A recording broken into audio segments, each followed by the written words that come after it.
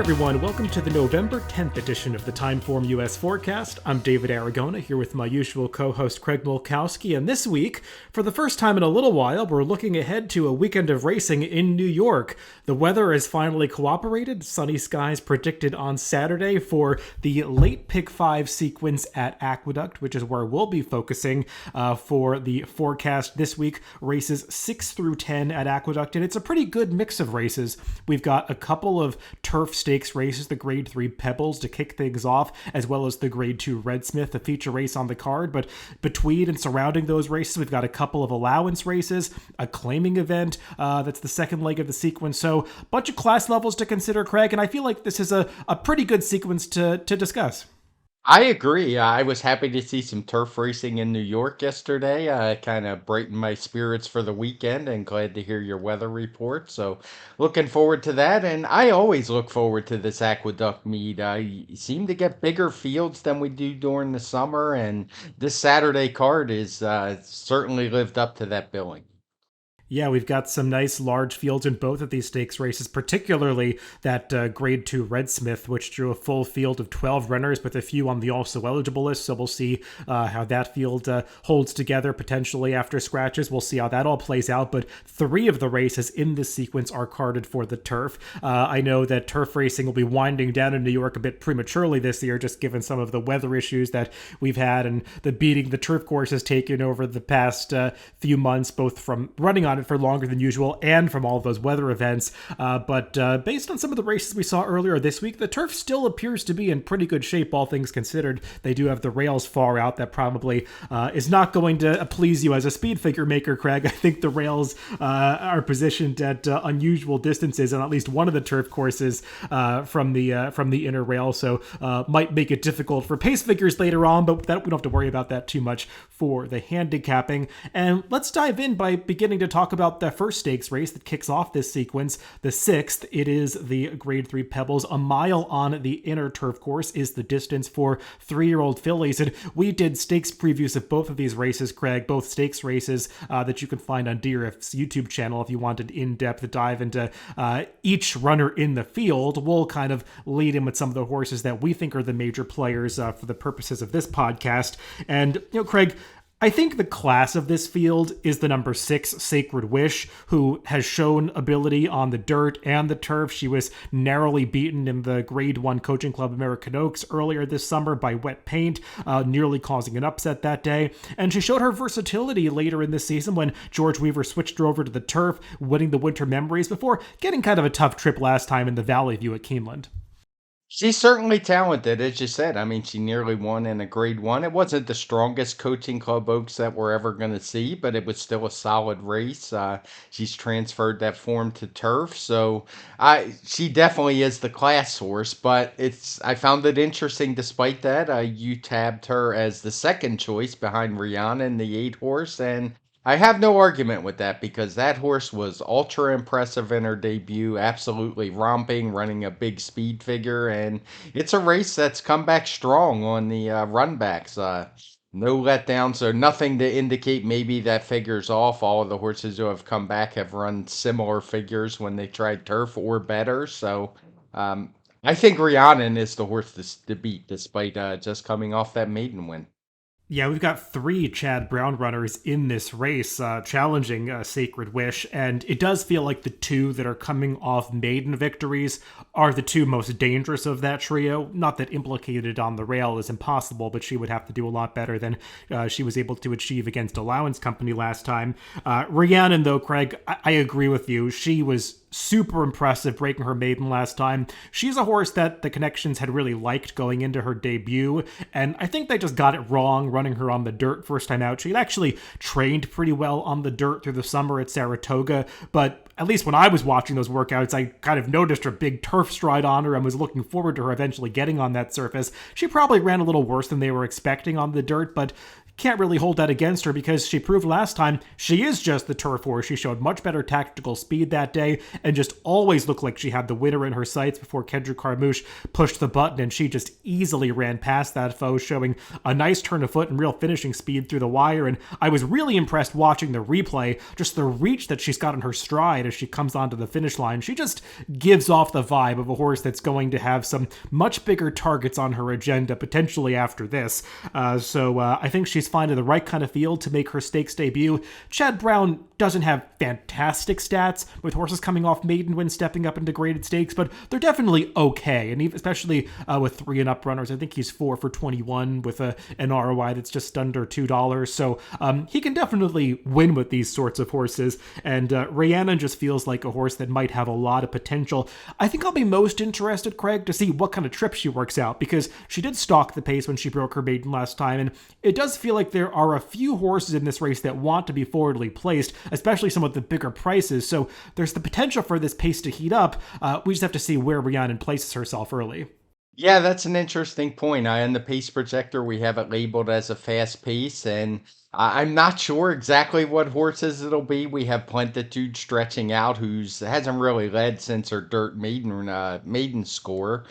So who knows if she's really going to be on the lead. But when you look through the field, I do think there's enough speed that the pace at worst should be honest. Rhiannon was up pretty close last time, but I didn't see anything that indicated she couldn't read a little further back if needed. But, who knows? She may just be good enough to sit right there on the pace like she did in her maiden race. So for me, I like what I saw from her.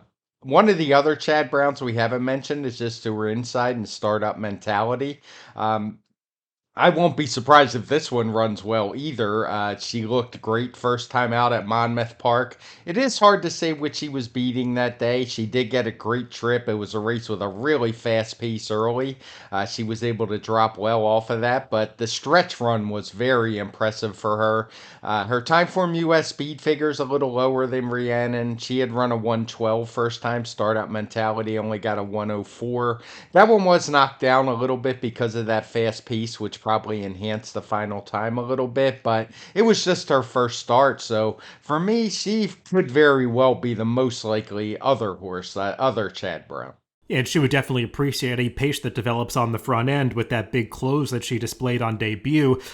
She did get a fast pace to close into that day, and I think you have to question the quality of that field, maybe even a little more than the field that Rhiannon beat at Aqueduct last time. And obviously, Rhiannon won that race by 7 lengths, whereas Startup Mentality just got it done, though she was, as you indicated, she was a much more comfortable winner than that length and a half margin of victory might suggest.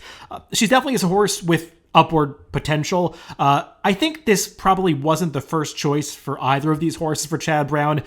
Making the morning line in New York, I recall that both of these horses were entered in an N1X allowance race about a month ago at Aqueduct, Startup Mentality and Rhiannon.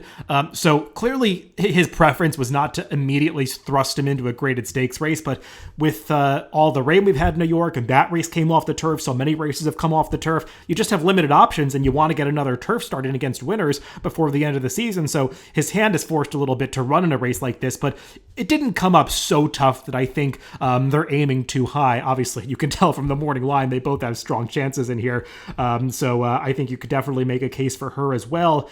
Christophe Clement does have a couple runners in here, Craig. Silver Skillet, to me, she just wasn't quite as good as Sacred Wish when they faced off in the Winter Memories 2 back. They both got very good trips that day. I can admire Silver Skillet's versatility, especially in terms of her running style. She can be up close, come from off the pace, and she seems just as comfortable using either of those running styles, but I feel like she'd have to take a step forward. And the number 2, Plentitude, also has to take a step forward, but I'm a bit more interested in her if I'm interested in anybody at a price at this race, because she feels like one that might appreciate this stretch out in distance. She's got a pedigree that suggests going longer should benefit her out of the Damn Yellow Agate, who was the winner of the Grade 1 Frisette as a 2-year-old, and she's produced a couple of foals, including Gasoline, who was a confirmed dirt router, and Agate Road, who recently won the Grade 2 Pilgrim, going a mile and a 16th as a 2-year-old. So Feels like Plentitude definitely has the pedigree to go longer, and to me, watching her last race in that blue sparkler at Monmouth, it just felt like the 5.5 was way too sharp for her. She was wide around the turn that day. I think she's better than what she's shown so far in her career, but this is still a tough assignment to stretch out now, like so many, coming off a layoff because she hasn't been able to get into a turf race in a few months. Yeah, that was a really good point you made when we did our preview video, that a lot of these horses have layoff lines that weren't by design, so you wouldn't really hold it against them like you would normally. Not that layoffs are any kind of negative anymore, really, but usually you want to try to figure out why. But in this case, it was just they didn't have anywhere to run unless they wanted to run over to dirt, which we saw Silver Skillet try when a race came off the turf. She ran okay, but I'm not counting that race against her. But yeah, no problem with Plenitude. She's certainly going to offer some value. I'm really intrigued to see how she is placed in this race early. Yeah, she does feel like one that could potentially be forward. I know she's shown first on the pace projector, even though she's never been a front runner in her prior starts, but those were all sprints, so we'll see how aggressive they decide to get with her, as well as what horses like the number 3 on the short list and the number 4, Precious Avery, do, both long shots who are shown further back on the pace projector, but have displayed a preference to want to be on the lead, so it's going to be interesting to see how this plays out heading into the clubhouse turn. Yeah, just a little side note before we move on. That just kind of shows you the pace projector, though we do look at the position of the horses. The speed counts more, and both of those horses, despite being on the front end quite a few times, it's almost always with very slow paces and fractions coded in blue. So if you're wondering why they're shown back, that's the reason. Move on to the next race of this sequence, and totally different class level. This is a claiming 16,000 non-winners of 2 lifetime, going a mile around one turn on the dirt course at Aqueduct, and not a whole lot of trustworthy form in this race, Craig, and I guess by default, a horse like the number 9, Happy Bob, could go favorite in this race. He just seems like a horse that is typically very popular with the bettors. To me, it seems to extend beyond the 4. Maybe it's just simply the fact that he has the name Bob in his name, because that's a very common name. And he was bet down to even money last time for reasons that I couldn't really comprehend, and he was somewhat disappointing there, but that was at the $25,000 level. Now he's dropping down to 16. He drew a good post position for this kind of race with the long straightaway on the outside, so he definitely makes some sense, but he's not the kind of horse I want to trust at a short price. No, and he's got that claim voided by vet right at the top, dropping in class, been off a couple months. Certainly not anyone I'd want to take at a short price. He does have speed, so he should ensure that there's some pace. We have him shown right near the front along with the 4-horse Kingdom. And because of that, when I looked at the PPs, I was kind of looking for a horse that could finish the race off a little bit and maybe might be doing some running in the lane. And unfortunately, there really aren't any. When I looked at the running lines, these horses are almost invariably always backing up in that last furlong in the race, outside of a couple when they actually won. And then that's the one few times that they're gaining ground. So that didn't lead me in too much of a good direction. So I wound up landing on a horse I wouldn't usually like in a race like this, and that's the 6-horse Utamaro, I guess is how you say that, for Linda Rice. Stepping up out of a New York bred maiden claiming race, which would seem to be a huge class drop, but in this case, I'm not really sure if it is. And I liked what I saw from her last time. It was in the slop. I should say him, the 3-year-old gelding. It was over a sloppy track. He had everything go his own way, but I just have a hard time trusting anybody in this race. It's a race where I'm probably going to spread a bit and use several, but if I had to make a top pick, it would be that one. Yeah, it's a tough race to have much confidence in your opinions, and I agree with you. I mean, there doesn't feel like too many horses that want to do passing in this race. I mean, the horse that has the highest TimeformUS late pace rating is the big long shot Mama Band Me, who's really more of a turf horse and is kind of tough to make a case for in here. As for the Udamaro is what I'll go with. I don't want to associate this horse with Nick Tambero, who is much classier than this guy. Udamaro is just a horse that really didn't show much through the first 4 starts of his career, just not really running at a level that would make him competitive against winners. he got the job done in the slop last time. That was a race where there was a horse, Kentucky Joker, who ultimately finished third, who was a crazy heavy favorite. I think he might have been close to 1-5. And he just did not show up off a layoff for Rob Atras. Was as bad of a third as you can be, finishing in the money. And it just kind of opened this race up to somebody to win. And Udamara was able to beat what was left in that field, which just really wasn't much. Even though this isn't the toughest race for me, this is a step up in class for him. And I kind of had trouble getting there, but it's Linda Rice, and we've seen Linda Rice win with horses like this time and again in New York over the past several months. Horses that maybe look a cut below, but just continue improving under her care. So I'm not going to be way against him, but I just kind of preferred others at what could be similar prices. Craig, there are a couple of horses in this race that have lower profile jockeys named that maybe that's going to drive up the price a little bit because they otherwise have competitive form. Like the number 8, Uncle Waterflow. He kind of makes some sense in here when you start to go through his races a little bit. He was competing at a higher level for his prior barn, Eddie Persaud, through the end of last year. Was off for a long time, a couple of significant layoffs since being claimed for $40,000 by Anthony Dutrow back in December of last season. So nearly a year ago. His 2 starts for the barn, not great, but one was at a higher level than this, then was off for a long time, came back in the mud last time. And when I watched that race on October 15th, he was just glued to the rail every step of the way. I'm not going to say that it was a dead rail that day, but I don't think he wanted to be right on top of the rail, and he never left the inside the entire way. Didn't look totally comfortable down there. And also, it was just his first start back after a long layoff, so now second off against what seems like it's a weaker field than last time, even though it's the same level. I feel like he could do better here, and he's probably going to be a generous price just because Shannon Yuski's riding.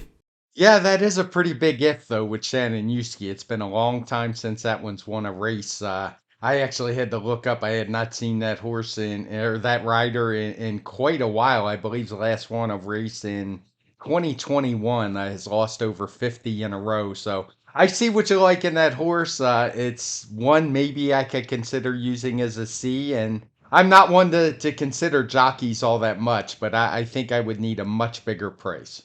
Yeah, I will say these are the kinds of races that those jockeys will get their elusive victories in, when it just seems like they're riding horses that make some sense and the favorites are not reliable. I'll throw out another one of those, and a jockey that maybe is a little easier to trust, and that's the number 4, Kingdom, who you mentioned with regard to the pace, Craig. But I think this is the right kind of race to maybe get the lead and try to hold on because, like we said, there aren't too many horses in here that want to do much passing. Now, obviously, Kingdom's last couple of races are not great, to say the least, but both of those were against allowance horses at Parks.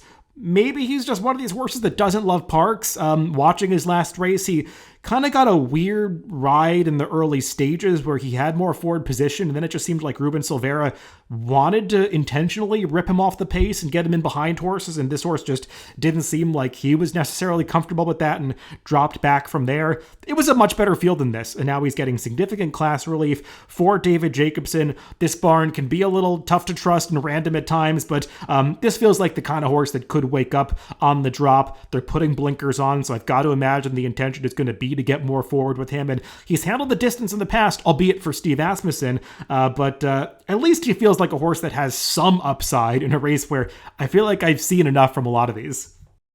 Kingdom would probably be my second choice in here. That race last time, the winner Cold Feet, is actually a pretty good horse who runs a lot of triple digit TimeformUS speed figures, won that race by 10 lengths. So you can kind of ignore that margin of 19 lengths. That one was just running away from everybody else in the field. So yeah, I could envision a race where Kingdom jumps out of the gate and beats Happy Bob to the lead, just like we have it on the pace projector. And if not, he'll be sitting second at worst, I would think, and he would only have to pass one horse. So he's as good a shot as any in here. David Jacobson, if there's one guy you can throw out some really bad running lines and see some rebounds, it's usually him. I can't always explain them, but I know they happen.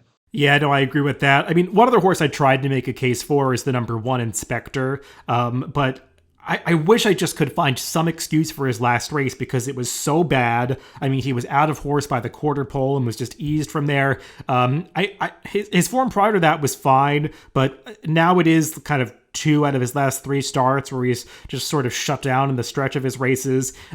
If I was confident he could get back to the effort 2 back, I would think he's a major player in here because that was a pretty tough $16,000 race at this level. Brooklyn Diamonds, the winner, has since come back to win once again for Linda Rice and then narrowly lose a starter allowance race, running much faster speed figures. That was a race that featured plenty of drop downs, so I think overall it was a tougher race than this. It's just that competitive effort is sandwiched between 2 races that are kind of very concerning, with him potentially not showing up at all in here.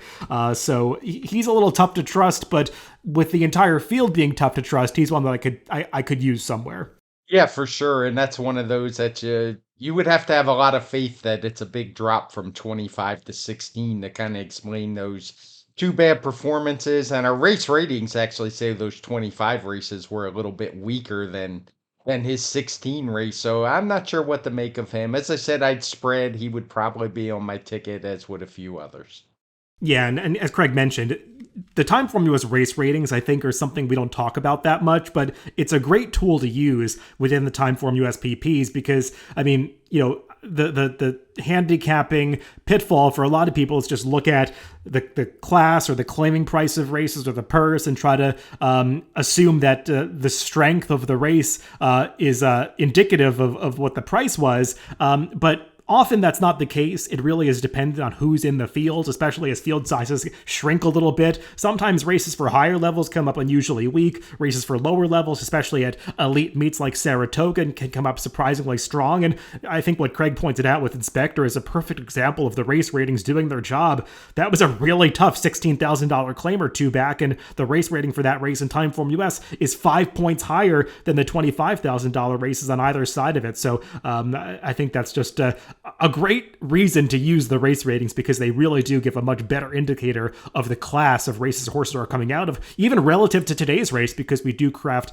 a preliminary race rating for every race on the card. And as you can see, this one is also 5 points lower than that $16,000 claimer he competed in at Saratoga.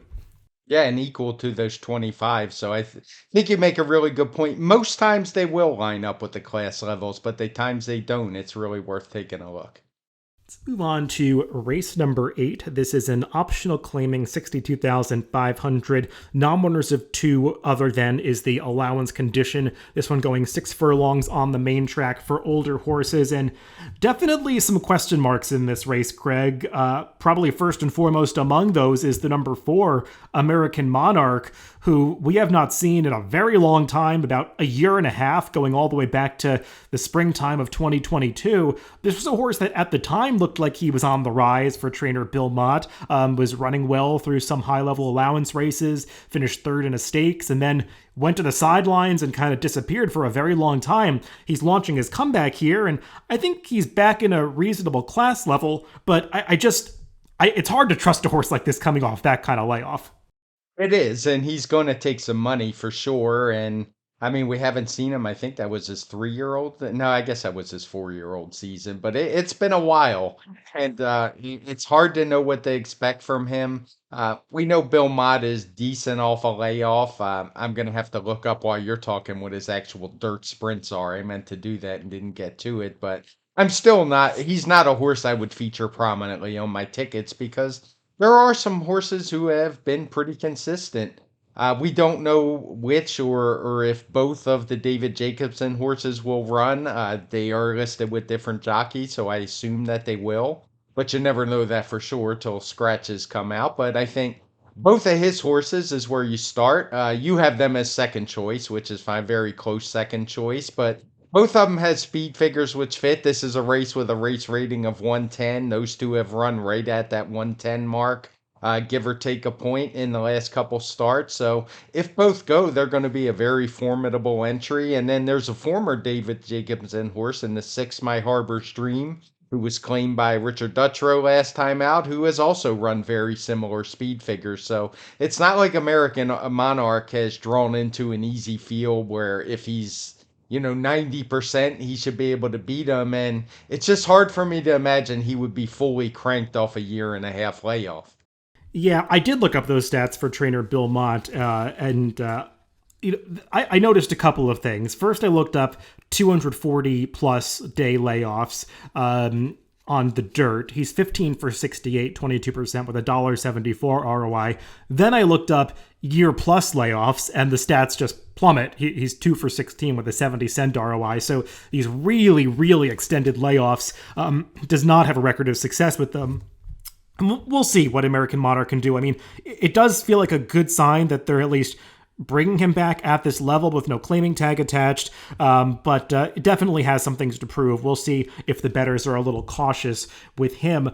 As for that David Jacobson entry, Craig, I'm looking up right now because I don't want to get this wrong. The half that I think could take a lot of support, Colonel Bowman, he was entered in a race for a claiming tag not too long ago. It was a $40,000 claiming tag, and he was scratched that day. I forget if it was a vet scratch or not, but it just feels like this is a horse that Jacobson has been toying with dropping down, because it does feel like his form has sort of tailed off a little bit since he really reached those heights in early summer and late spring. And I mean, he's lost some races in his last couple of starts at Delaware that he really wasn't supposed to lose. I mean, 5 furlongs to back, maybe you can make the excuse of the distance, but he was supposed to get it done last time as the 3-5 favorite. And it just feels like a horse that maybe is preparing for a drop, and he's finding a slightly softer optional claiming race here. But I'm a little skeptical of him. I actually prefer the other Jacobson runner, Divine Armor, coming in from Southern California. I mean, he's more of a router generally, but I mean, he ran a decent sprint race back in May that was one where he had to alter course a little bit at the top of the stretch, was closing well at the end. I am somewhat concerned about his lack of speed because I don't see a ton of pace in this race.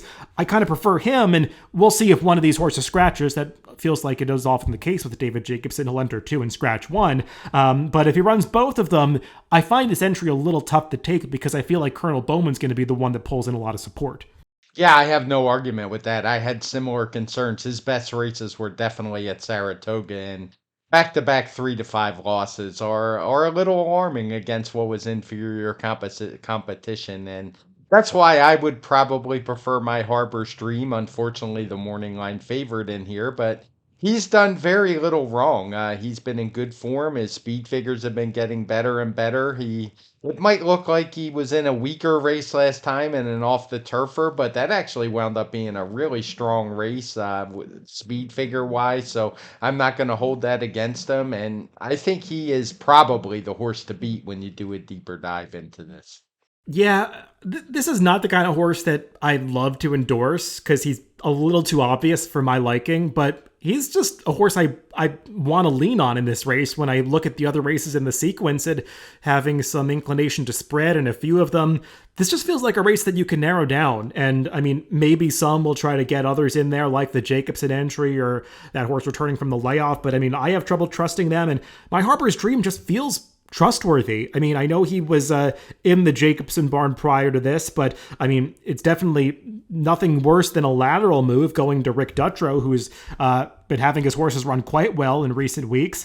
And I thought this horse, despite losing last time, ran really well in that off the turf race at this level in late September. He really took it to the early leader, Legends Can't Die, that day, sort of went after that foe and ultimately forced him to lose the race because it set it up for Spun and One to pick them up at the end. But I thought he put in a really game effort that day, and he's got that tactical speed where he can be forward, get that right kind of trip, either on the lead or stalking the pace. And to me, he just makes a lot of sense. It's Michael Dubb. It's Irad Ortiz. I have no illusions that he's going to be any sort of great price in here, but for pick 5 purposes, you're looking to, on some level, get through the race as cheaply as possible. And I just think that leaning on My Harbor's Dream is the right thing to do in here. Yeah, I'm with you. I did want to mention one other horse. That's Victoria's Wave, who's just to the outside of my Harbor's Dream. He comes in on just in great form. He does nothing but win races or run well when he doesn't. Been I think 4 out of 5 wins. He's been first or second 6 times in a row, close seconds. But for me, he just doesn't have the speed figures lately. He does to get a good post. He might drift up in price with some of the others, but at best, I would use him as a backup.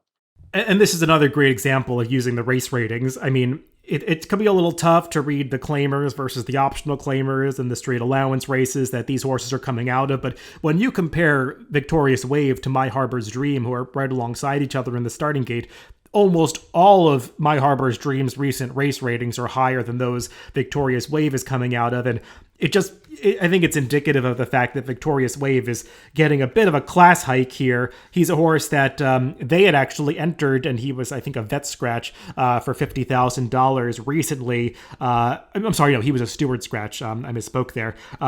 So they've kind of been looking more for a high-level claiming race with him, and I guess this sort of serves as that. They're able to run for the $62,500 tag.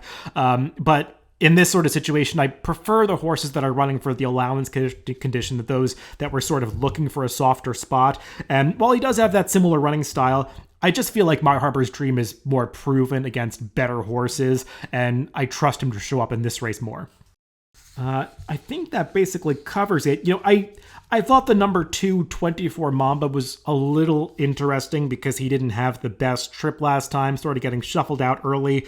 But he's so much at the mercy of the pace, and even though this isn't a race that has the blue flag favoring horses on near the lead, it just feels like this is a pace that, especially being in a race in New York, it doesn't project to heat up that much. No, I'm glad you brought that up. We didn't really mention the piece, and we have the two on the outside shown in the front in the piece projector, and neither one is what I would call a true front runner. I mean, they have done it in the past, but I think most prefer a little bit of a stalking position, but they may not have a choice here but to go to the lead. Maybe American Monarch would show some speed, but he's never really been a front runner either. So, yeah, I'd agree with you. This leans very close to what I'd consider one of those blue-coated races. Let's move on to the feature race on this card. Race 9 is the Grade 2 Red Smith. This one going 1.3 miles for the older horses on the turf. And full field signed on. We'll see if there are any scratches, if any of those also eligibles can get into the race. There are 3 that are entered for the turf. Craig, the number 8, Soldier Rising, I think is clearly the horse to beat in this race from a speed figure standpoint, from a class standpoint. He's just the logical horse that your eye is first drawn to. The problem with him is that he doesn't win that often, but he does show up at top-level races. I think he's run in 4 Grade 1 races this season, and he's been second in all 4 of them to some good horses. So he definitely is the class standout in here, but you're going to take a relatively short price in a big field on a horse that hasn't shown that he loves to win races. That's for sure. I mean, I picked him on top in our video preview. I think he's the class of the field. He definitely has the big speed figures. But it's been a while since he won, and he's only won at the allowance level since he's come to the States. So it's definitely a question mark. I guess you could allay those concerns a little bit when you look at who he's lost to when he's run second. Horses like Warlike Goddess, Bolshoi Ballet, Up to the Mark. Very good horses, and it's not like he's losing stretch battles. He's usually a distant second without really threatening the winner. So there's 2 ways you can look at it. He's just kind of a hanger, or he's a horse who just has been in against better competition. I sided with the latter, think he's finally caught a field he could match, but I do have concerns when I look at some races where maybe he should have been more competitive, late races like the Bowling Green. He had a tough trip that day, so you can put a line through it, but he did no real running at all.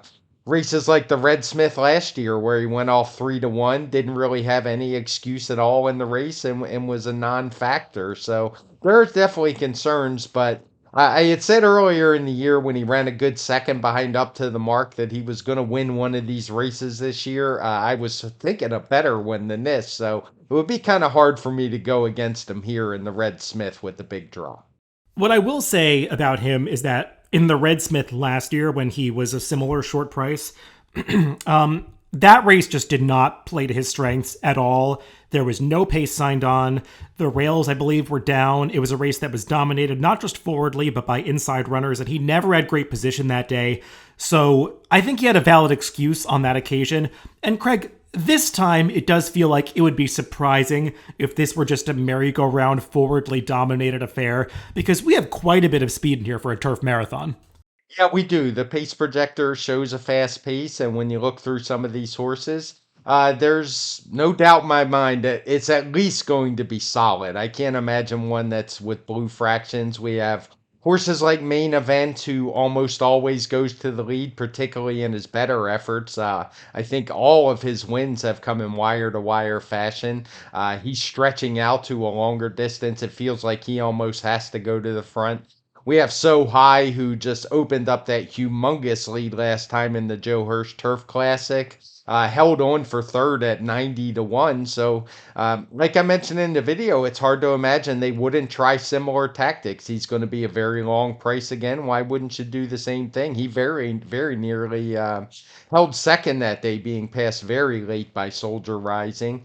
And you have Tide of the Sea, who's another horse who does all of his best running on the front end. Even at shorter distances than this, he's shown plenty of early speed, often has races with red fraction. So I don't know which of those three will be in the front, but I would imagine it's going to get pretty heated. And there are going to be some horses, in addition to Soldier Rising, that are hoping that pace heats up a little bit. I mean, I guess included among those are horses like Cross Border and Limited Liability.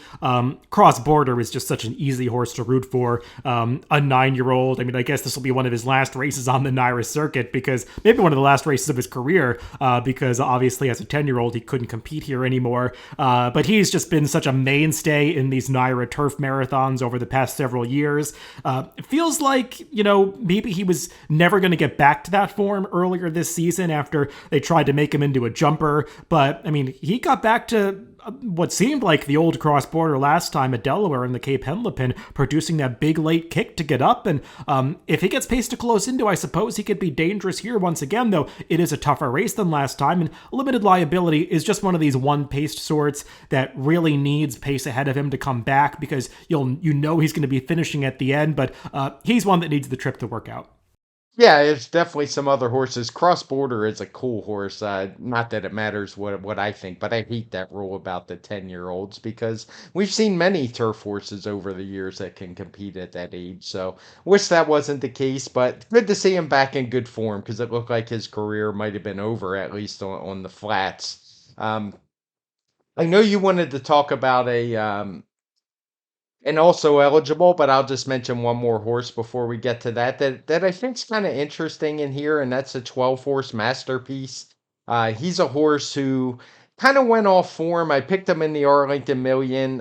He didn't run very well that day, but I do think he had a bit of an excuse. He was up much closer than he usually is to a fast pace at that shorter distance. So I think it was one where, and that race really set up for closer. Set piece came from way back to win the race. So he's had a layoff since for Richard Dutrow. I want to give him a little bit of another chance. And even one more I don't want to totally write off is the 10 Verstappen, who comes out of a race at Kentucky Downs, where I think you can just put a line through that one for sure. He was wide on a track and a race, which both heavily were against horses that weren't on the rail and that were off the pace, of which he fits the bill. And he wound up only beaten 2.5 lengths that day. I think his race in the Bowling Green was pretty good.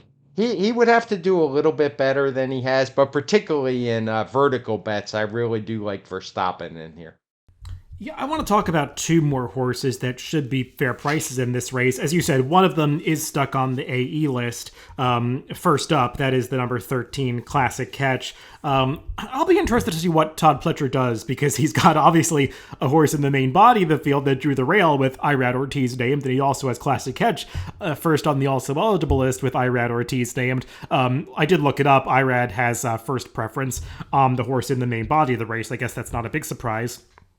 But Classic Catch is a horse that I know Pletcher has wanted to get on the turf. It's really not a turf pedigree. Classic Empire is a versatile sire. The progeny can sort of do anything, but it's really not turf on the dam side. But, I mean, when you watch this horse run, I can kind of see why they started thinking that way. And they drilled him on the turf a number of times at Saratoga over the summer, and I watched a few of those drills, and he just looks like a horse that really was taking to the turf well. He was outworking a number of more accomplished turf horses in the Todd Pletcher barn. And I know they entered him for it twice in a row, was successful on dirt last time, even though when they wanted to get on turf. And then, I'm sorry, two back. And then last time he lost to a stablemate, Lost Ark, but was probably the better horse that day after getting bumped and steadied back at the start, being out of position for most of the race. But they wanted to run him on the turf in both of those races. And once again, Todd Pletcher comes back and enters him right back in a turf race. Unfortunately, gets stuck on the AE list. But I think this is a horse that not only could improve on the turf, but watching him run, I think he's also a horse that really wants distance. I mean, I think that the mile and 3/8 would be perfect for this horse, just given the stamina that he's displayed in his dirt races. So I think he's interesting, and I wonder if he could fall through the cracks if he gets in here, especially if Irad is not aboard him. I don't know who the replacement jockey would be, but he's one that I would want to use somewhere, despite the wide post position. And then the horse that I made my top pick, who I would want a lot of my play to go through, is the number 7 Marwad. This is a horse who's coming up from Florida for lower profile connections, but he got into very good form last winter at Gulfstream. He was a pretty impressive winner of an optional claiming race going this distance back in January, was well supported in the McDermott off of that effort, bet down to 5-1, and actually finished ahead of today's rival Masterpiece, so I think Craig just made a legitimate case for. He's a contender in here. And Marwad had the toughest trip, arguably, of anybody in that race because he was 3 to 4 wide around every turn in a 3-turn race and still got up for second.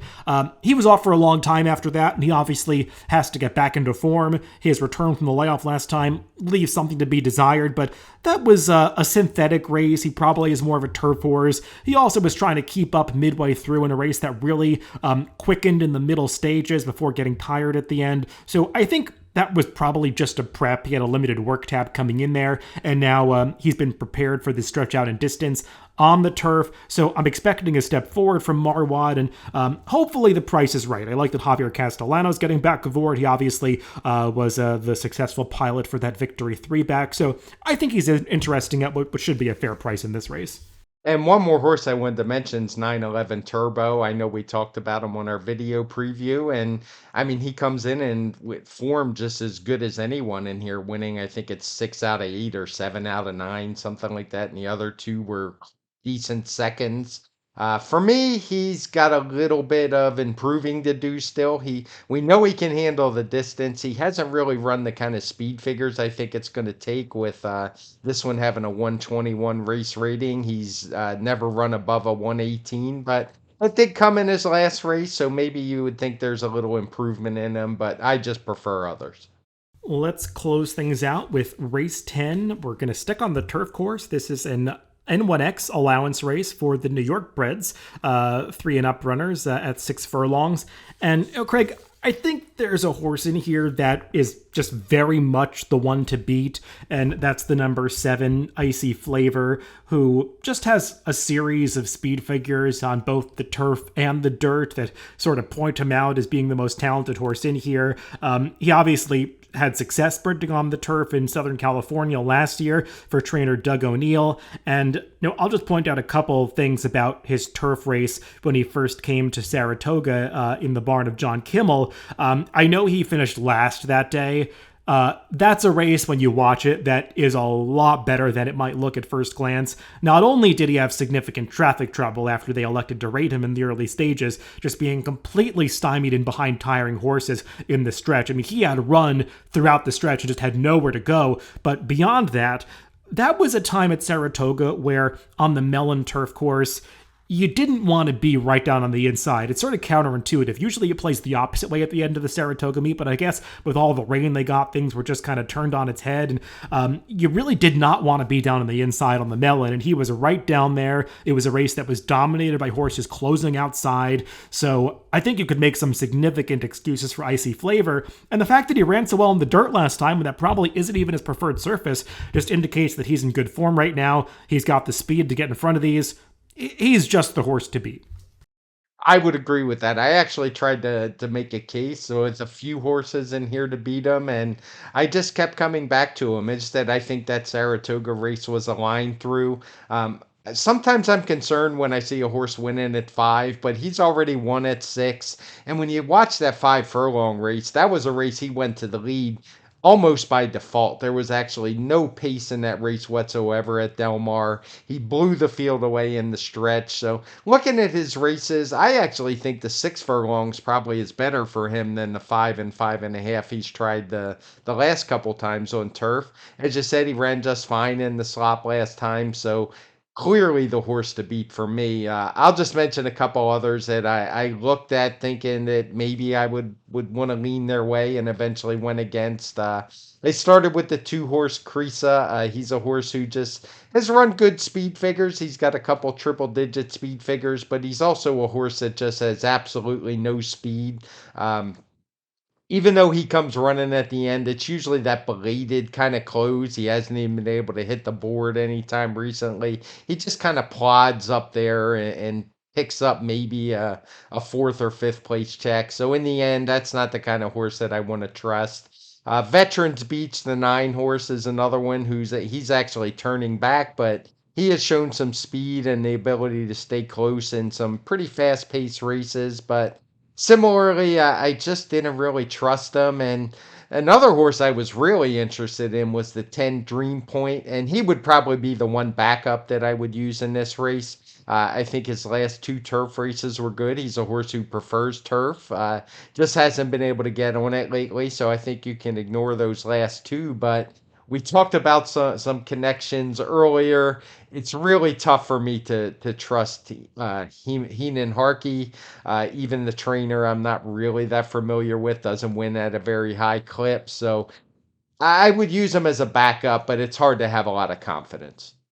Yeah, and I think as you start to go through those horses, it just kind of, as you were indicating, it just kind of solidifies Icy Flavor because they're generally horses that don't have a lot of early speed. And I think Icy Flavor, his dominance on the pace projector, isn't even an accurate representation of how much quicker he is than these horses, just due to some of the trouble he's had early in his races. I mean, he's quicker than a horse like the number 3, Thank You John, who was getting on turf for the first time. He's a horse who has trouble getting out of the gate at different times. I mean, really, Rusey is the only horse that could go after Icy Flavor in the early stages. And I mean, he came from off the pace when he got on the turf last time. So it's not confirmed that they're going to even try to be aggressive with him. And Junior Alvarado, who's on him, is not known as a rider that's ever looking to go to the lead. So it does just kind of feel like Icy Flavor is going to control this on the front end, and that makes him awfully tough as likely the best horse anyway. I'll circle back to one horse that you mentioned, Craig, that I did put on top here just because he's going to be a better price, but make no mistake about it, I think Icy Flavor is much the horse to beat in this race and the most likely winner. But the number 9, Veterans Beach, he does have plenty of speed figures that put him in the mix, albeit against weaker company. I mean, he's been competing in low-level claiming races on the turf at Monmouth, but those were mostly going 2 turns. He has sprinted a couple of times in the past year, and we haven't gotten the best out of him in those races, but it was for different barns. Now he's switching into Mike Maker's stable, who I don't think anybody would argue is a much better turf trainer than anybody he's been with in any kind of recent time. And also, he's a horse that, knowing him as a New York bred, kind of going back a number of years, it's a little obscured by his recent form, but he's a horse who has always been better sprinting. I mean, you could just kind of see it looking back at his 5.5 and 6 furlong races, a year, 2 years ago. He wants to go shorter. And I think turning back, especially from the mile dirt race last time, which was just completely the wrong spot for him, this is a much more appropriate race for Veterans Beach. And he does have a savvy rider on his back in Kendrick Carmouche, who I think will know that he's on a horse who has some tactical speed in a race where there are very few candidates to be in that position pressing Icy Flavor early, so I would imagine that he's at least going to try to get some forward position, and maybe these two can sort of dominate towards the front end, and if Icy Flavor gets leg weary, perhaps Veterans Beach can pick him up, but they're the two for me. I think Icy Flavor is a much more likely winner, but Veterans Beach feels like he's going to be a fair enough price in this race that I'll use him in equal strength. And I think that kind of covers most of the race, Craig. I mean, the one other horse I was kind of giving a look to is the number 8, Image of Quality, who I know looks a little ridiculous on paper, but he does have a big dam side turf pedigree. It's kind of that Patricia Generosio family of turf horses, that the Image horses. His dam was good on the turf, and his debut at Woodbine, he sort of got a crazy trip that day and still won.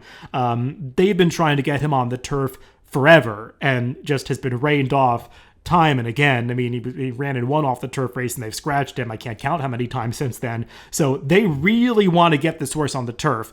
I don't know how good he is. He'd have to take a big step forward, but maybe he could with the surface switch. He'd be a horse I'd throw in there as like a C type.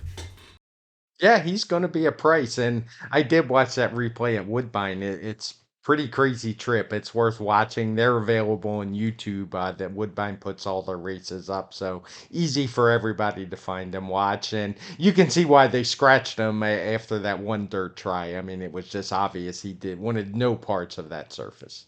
And you can also watch those replays in DRF Formulator and now in the new Timeform US. In case you haven't been visiting the new Timeform US recently, we basically have all the features in there now that you're accustomed to from the, what will soon be the old version. Replays are in there, the charts are in there. Really, everything's there. We have a few things that we're still refining, but all the features that you're accustomed to are present. So if you haven't done it, definitely try to make the switch and check out the new Timeform US on DRF.com, because once you get used to it, I think it's a much better and easier interface to use. I'm glad you brought that up because as an older guy than you, I've been a little stubborn and I've used it very sparingly, but I'm gonna have to learn soon, and I'm glad to hear all the features are there. I said that's when I would go check it out, so I guess the time has come. Well, everybody, that brings us to the end of this Pick 5 sequence. And Craig, let's go back through and we'll sort of summarize our opinions in a few of these races, talk about how we might structure a ticket. I think we've kind of made it clear that we're going to try to spread and narrow things down in similar spots as we go through, maybe with a few different horses throughout. But I'll let you go first. Yeah, it's sequence where I kind of like a lot of the shorter price horses, so I'm gonna lean on the horses that are prices in a couple legs. Maybe play a few small tickets, hoping that I can be right with three of the short price horses, and then catch a couple of horses who are a little longer. I really think Rhiannon's going to be tough to beat in the first leg, so I'm going to lean on her pretty heavily, and I would use startup mentality more as like a C, but. I like the case you made for Plentitude and the breeding, and that one's going to be a price. So that would be one of the price sources I would try to get through the leg with. Uh, in the claiming race, the 16,000 non-winners at 2, Udamaro was my top pick in there. Just hard to trust any of these horses for me. I think it's probably at worst a slight raise in class, and at least I know that one's in form, but I would spread around in this one using some other horses. You mentioned Kingdom. He's one that I almost made my top pick. I could see a place where he went wire to wire. I'm not going to use Happy Bob in here. I just don't trust him. I like enough short prices and other legs that I'm just not going to use him. And you talked me into trying Uncle Waterflow despite Shannon Yuski not having won a race since 2021. It's going to happen eventually. I know Anthony Dutrow is a solid trainer. His statistics don't always show it, but that's one I could use as well. In the allowance race on the dirt, I'm really going to lean on my Harbor's Dream in that one. Hard for me to really come up with anyone else that I liked in there. Maybe Victorious Wave just because of the pace situation in the outside post would be my only backup, and that one's going to be a bit of a price as well. In the Red Smith, Soldier Rising is my top pick.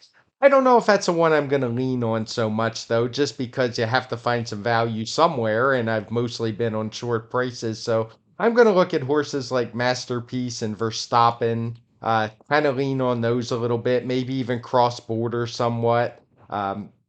Just a tough race. And I also like the horse you mentioned, Marwad. I think he's done very little wrong. And I think you're right to dismiss that last race. There was a lot going on in there. It's a surface he doesn't like. So definitely offers some value.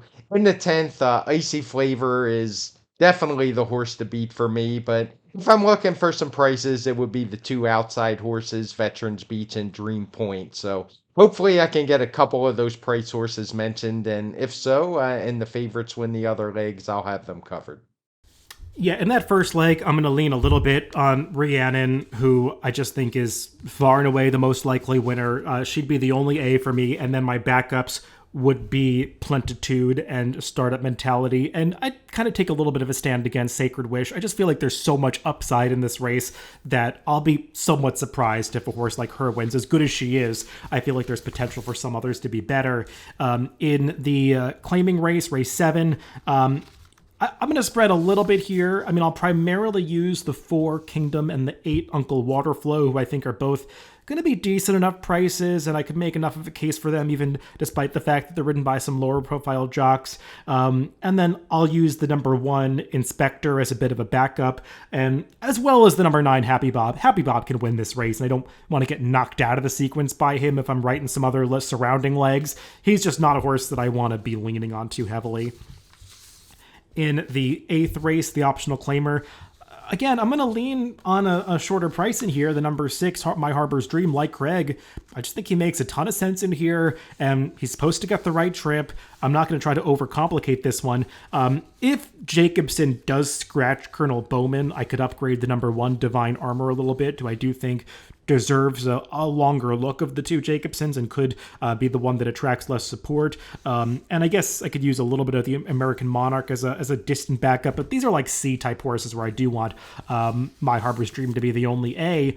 In the Red Smith, this is where I feel like I want to spread a little bit more. I mean, I do have some opinions on horses that I want to use primarily, but I also want to have backup tickets to a few others. My main horses are the number 7, Marwad, the number 13, Classic Catch, if he gets in the race, and the number 8, Soldier Rising, who I don't want to really let beat me. I think he's very logical, just not a horse that I want to have too much going through. But I could also, on some backup tickets, use horses like Cross Border and Limited Liability. I think if the pace heats up, the race fits them very well. I think Craig made good cases for the number 10 Verstappen, as well as the number 12 Masterpiece, who among those backups that I just mentioned, I probably would give the strongest look to Masterpiece, given his dirtied up form and the way the pace of this race is likely to shake out. So definitely the race in this sequence where I want to do the most spreading is that Red Smith. And then in the 10th race, that allowance that closes things out, I primarily want to use just 2 horses, the number 7, Icy Flavor, and the number 9, Veterans Beach, and then a distant backup to them would be the number 8, Image of Quality, at a price. But I would want most of my play to go through those 2, the favorite and that one middle price that I think would have a chance at the upset. But Craig, this feels like a pretty manageable sequence if you want to play it for relatively small money. Yeah, I would agree. I don't think this is a sequence that's going to pay, like $10,000 or anything, but I don't think you have to spend a lot in this one. And if you can get a couple decent opinions, so maybe you could, get 4 figures out of it. It turn out to be chalky. It wouldn't shock me if it is, but that's why it's not one I would want to spend a ton of money on.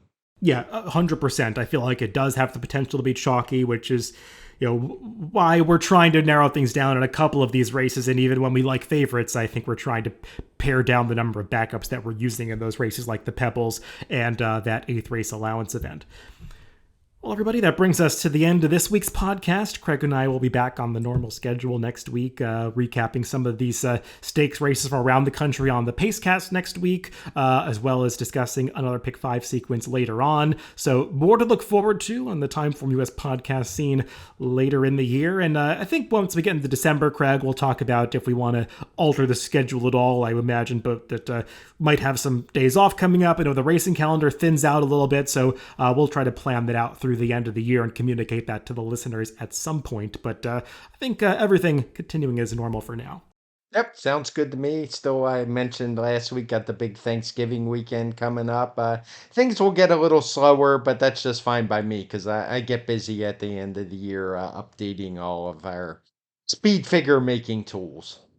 Well, everybody, thanks for tuning in to the forecast this week. Remember, you can always catch these podcasts on DRF.com, Spotify, Apple Podcasts, and YouTube. Wherever you get your podcasts, just make sure to subscribe to the Daily Racing Forum channel. Everybody, thanks for listening, and make sure to catch the TimeformUS Pacecast coming up next Tuesday.